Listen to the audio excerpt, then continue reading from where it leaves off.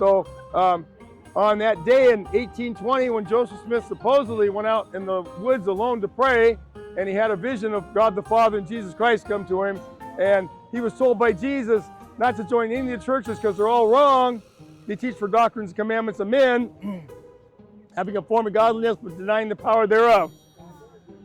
He forgot about his 6 apostles, the 3 Mormon apostles on this continent, and the 3 biblical apostles, Peter, James, and John, on the in Israel, or in that continent. So D&C 7 says, "Until you 3, I will give the keys to this ministry until I come." So the church doesn't even, they ignore verse 7. The church doesn't think the 3 of them have the keys. So the Mormon church today says there's 3 Nephites and then there's John. They don't think Peter and James are part of that. Now, if they read their scriptures, I mean, I didn't make their scriptures, I just read what it says. What it says is there's 3. So that's a problem right there.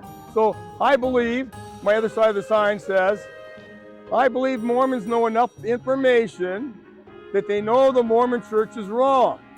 The problem is they don't want to get out of the Mormon church. They don't want to be a non-Mormon. They like the society. They like all these other things, the side benefits. So whatever it might be, they don't want to lose their job. They don't want to lose their family. They don't want to lose. So the Bible says, if you're not willing to forsake father, mother, brother, sister for my name's sake, you're not worthy of the kingdom. So are you going to be loyal to your family, or are you going to be loyal to God? I was raised in Freemasonry, and I told my dad Freemasonry was wrong, and he lectured me. I told my mom it was wrong, and she cried. Now, that's not something you like to do with your parents. But that's what happened to me in my life. Why? Because I decided I wasn't going to be loyal to my parents above God.